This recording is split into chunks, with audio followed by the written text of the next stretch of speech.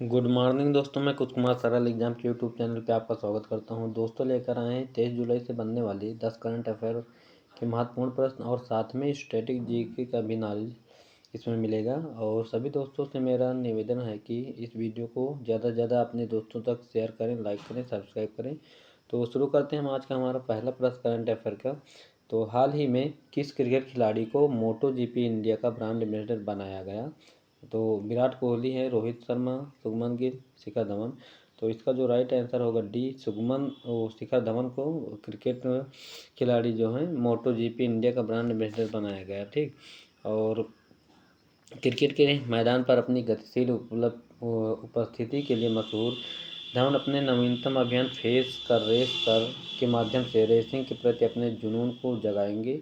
भारत में मोटो जीपी दौड़ का पहला एडिशन पिछले साल ग्रेटर नोएडा के BIC में आयोजित किया गया था। ठीक।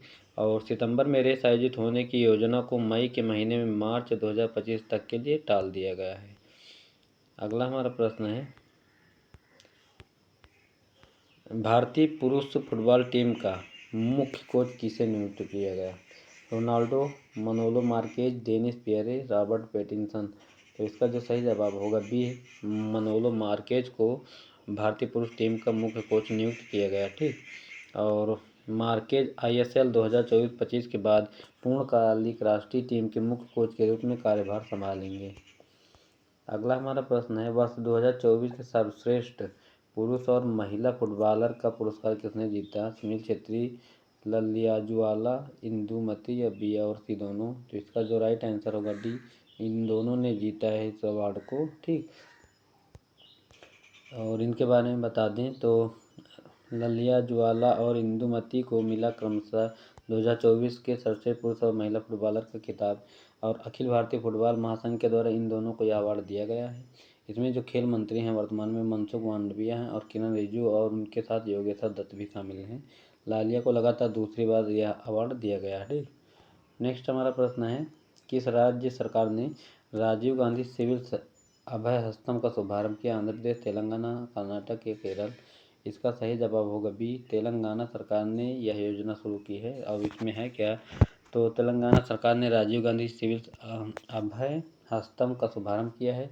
तेलंगाना के मुख्यमंत्री कौन है? तो वर्तमान में रेवंत रेड्डी ने नई योजना शुरू की जिसका नाम राजीव गांधी सिविल अभय हस्तम योजना है।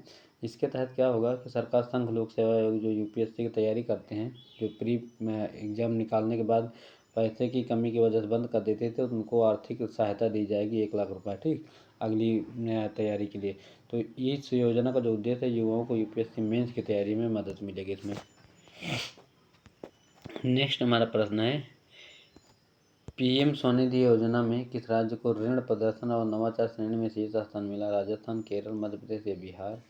तो इसका जो सही जवाब है वो होगा बिहार को मिला है यह अवार्ड। और PM स्वनिधि नहीं सॉरी, इसमें मिला है मध्य प्रदेश को। ठीक। इसका राइट आंसर होगा सी। तो PM स्वनिधि योजना में मध्य प्रदेश को ऋण प्रदर्शन और नवाचार श्रेणी में शीर्ष स्थान मिला है। केंद्रीय आवास और शहरी मामलों के मंत्रालय ने गुरुवार को कहा कि मध्य प्रदेश ने प्रधानमंत्री स्वनिधि योजना में सर्वश्रेष्ठ प्रदर्शन करने वाले राज्य की श्रेणी में पहला स्थान हासिल किया। अब यह योजना है क्या, तो रेवड़ी पटरी वालों को कारोबार के लिए ऋण उपलब्ध कराने वाली योजना नरेंद्र मोदी ने की सरकार ने 2020 में जब कोविड-19 चल रहा था उस दौरान इसको शुरू किया था। ठीक। और इस योजना के तहत 50,000 रुपये तक का ऋण दिया जाता है। मध्य प्रदेश के बाद दूसरा स्थान असम को मिला है। 10 लाख से अधिक आबादी वाले शहरों में ऋण प्रदर्शन श्रेणी में दिल्ली नगर निगम को प्रथम स्थान मिला है। ठीक। अगला हमारा प्रश्न है, कौन सा राज्य सकल पर्यावरण उत्पाद सूचकांक लॉन्च करने वाला देश का पहला राज्य बना? जम्मू कश्मीर, सिक्किम, मणिपुर या उत्तराखंड। इसका सही जवाब होगा उत्तराखंड बना है सकल पर्यावरण सूचकांक लॉन्च करने वाला। ठीक। अब इसमें हम बताएं तो उत्तराखंड सकल उत्पाद सूचकांक लॉन्च करने वाला जिसका पहला राज्य बना है। मुख्यमंत्री यहाँ के कौन है? तो पुष्कर सिंह धामी है। आज पारिस्थितिकी को अर्थव्यवस्था से जोड़ने के लिए उत्तराखंड सकल पर्यावरण उत्पाद सूचकांक GIP लॉन्च किया है इन्होंने। और GIP का शुभारंभ करने वाला पहला राज्य उत्तराखंड इम्पॉर्टेंट है।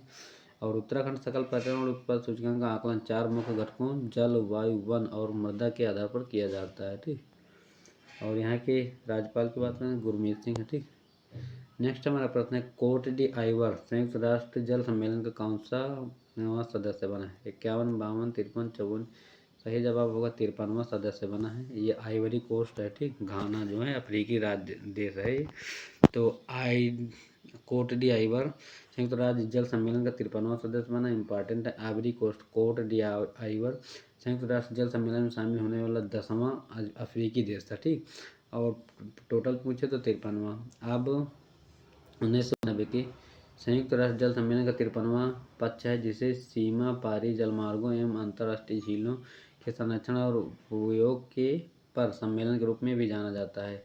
और इस सम्मेलन में पक्षकारों के से सीमा परी जल के सतत प्रबंधन पर सहयोग करने की अपेक्षा की गई। वैश्विक जल सुरक्षा 2023 मूल्यांकन में आइवरी कोस्ट को अफ्रीका में 40वां सर्वाधिक जल असुरक्षित देश बताया गया है। सिएरा लियोन, जाम्बिया और जिम्बाब्वे भी सम्मेलन में शामिल होने वाले अंतिम चरण में है। नेक्स्ट हमारा प्रश्न है रोटेक्स चैलेंज इंटरनेशनल ट्रॉफी जीतने वाली दुनिया की पहली महिला रेसर कौन बनी? तो ये इम्पॉर्टेंट प्रश्न है अपने आप में, क्योंकि ये भारत की रहने वाली हैं अतिका मीर, पीटी उषा, पीवी सिंधु, विनेश फोगाट। ये हैं अतिका मीर जो जम्मू कश्मीर की 9 वर्ष की लड़की है। और ये रेसर क्या है, तो जो मोटी जीपी की जो होती है 4 पहिया की गाड़ी, जिसमें सेबेस्टियन और वो मैक्स विस्टेपन जो रेस लगाते वही गाड़ी की रेसिंग करती है ये लड़की। तो श्रीनगर की भारतीय मूल की 9 वर्षीय रेसिंग सनसनी आतिका मीर ने रविवार को प्रसिद्ध और प्रतिष्ठित ले मेंस कार्ट इंटरनेशनल सर्किट में RMCIT Rotex challenge international trophy में रेस जीतने वाली दुनिया की पहली महिला रेसर बनकर इतिहास रचा है। अगले महीने अतिका यूके में विश्व प्रसिद्ध कार्ट मास्टर में भाग लेगी और वह इस महीने के अंत में इटली में होने वाले iron DIMMs young talent event में भी नामांकित है। दुनिया भर की केवल 11 लड़कियों में से एक मात्र एशियाई और शॉर्ट लिस्ट किए गई है इसका नाम। नेक्स्ट हमारा प्रश्न है पहले ओलंपिक स्पोर्ट खेलों का आयोजन की मेजबानी करने वाला कौन सा देश है? ऑप्शन है इसके भारत, म्यांमार, नेपाल या सऊदी अरब। सही जवाब होगा इसका डी ऑप्शन, सऊदी अरब है ऐसा देश जिसने पहले ओलंपिक स्पोर्ट खेलों का आयोजन की मेजबानी करेगा। और सऊदी अरब 12 साल के IOC सऊदी के तहत 2025 ओलंपिक स्पोर्ट गेम्स की मेजबानी करेगा। IOC के अध्यक्ष कौन है? तो थॉमस बाक हैं। वर्तमान में ने बयान में कहा हम ओलंपिक स्पोर्ट गेम्स पर सऊदी NOC के साथ काम करने में सक्षम होने के लिए बहुत भाग्यशाली हैं। और नेक्स्ट हमारा प्रश्न है उत्तर भारत का पहला ट्रांसजेंडर क्लिनिक कहाँ चालू हुआ? ये भी इम्पॉर्टेंट प्रश्न है।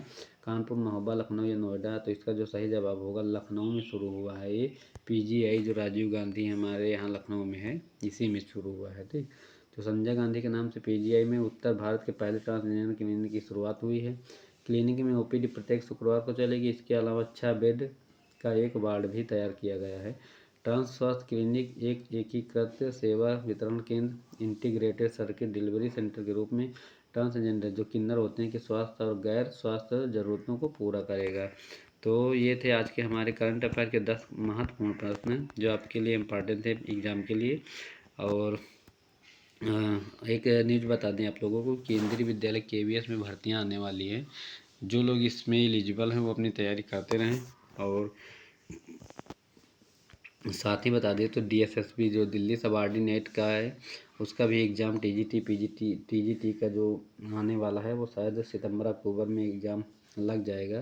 तो आप अपनी तैयारी को बेहतर करते हैं ताकि ये मौका आपके हाथों से न जाने पाए और बेहतर तैयारी करते रहें, ठीक। तो thanks for watching this video. Bye सभी को, थैंक यू।